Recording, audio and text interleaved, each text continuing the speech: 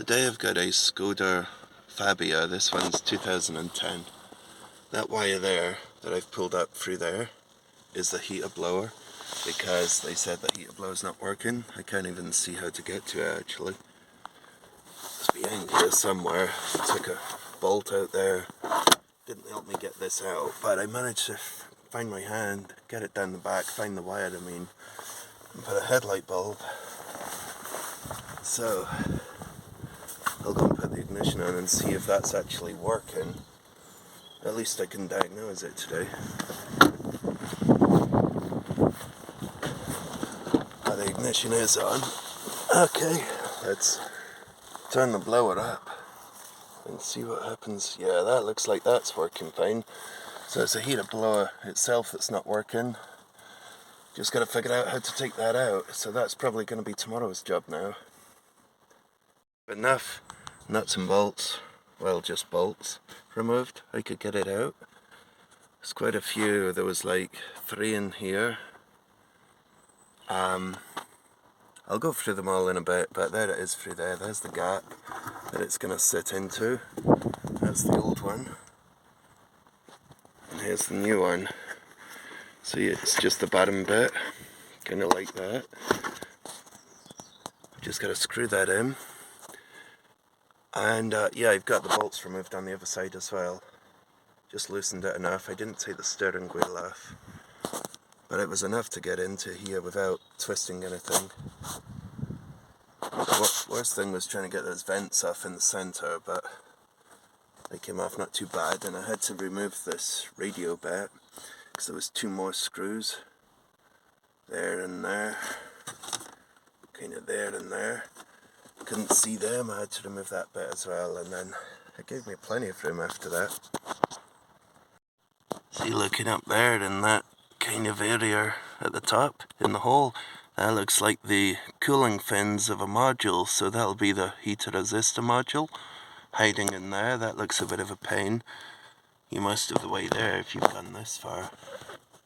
But just in case anybody was going to change that one was working, so I've left it. I'm only doing what it needs. So this is the reverse. It's going together, but it's the same thing as showing you how it came apart. There's one here. It's a T20. T20 up there. T20 in there. In there I've got, I think they were T25s. I've got 3, and they're the airbag, and the airbag needs to be levered out the top and the wire disconnected. Most of the wires I left connected on this. Obviously the radio is disconnected because I needed to get to the screws behind it. And I took these vents off the cover in case that needed to come off. Didn't need to undo this. And the same down here, the fuse box. I've got a screw there, screw at the other side, and one by the OBD. None of those things were disconnected electronically, I just took the screws out. Same in the dash, I've got a screw in the centre of behind the instrument cluster. And then the other screws are just what holds the instrument cluster. The top panel of the steering wheel console came out. The screw for that was at the bottom. And then the same as we had on this side, these 2 and the bottom one, it's the same on the other side of the car. So I've got this little top glove box with some plastic bits in it, but this bit goes into here like that, and then there's a screw excuse me, and a screw there, so they need to go back in. And there was a screw in the centre of that's behind the cap. I put that in already. So it's getting there. Not so much left to do. Got to say, there's one behind the airbag right down there at the side. So I had to take the airbag back out. It's easy enough. That's the only wire I disconnected before. This one was a bit awkward going in, but I'm sure you'll figure out a way. I just helped it in with a screwdriver, poking these tabs in as I lowered it in. But yeah, put it in without that one. I had to take it back out. I don't want to rattle after taking this apart. I've built it all up and it works.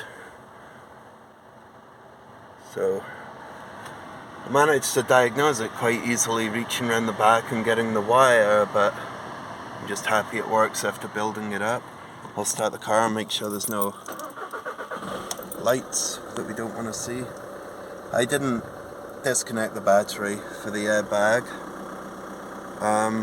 but I didn't have the ignition on, so this is all good. It's working. That was a bit of a pain at the top, but it went back together. I had to piece it all back together in the end. Took the whole lot out. Those two sort of ducts that go in there, they were, I pulled them out and assembled it all out of there, and it slotted all in together easier. The only thing I've got is the radio code. There's no radio code. Oh, it's working. When I first did the car and plugged it in, it said radio code. So I started looking for it in their service book and stuff like that, but it's working. Well, good. So all I've got to do now is the fun part. I get to write a receipt and get some money, and then I'm gonna go home. I say this a lot in videos, but it's just started to rain.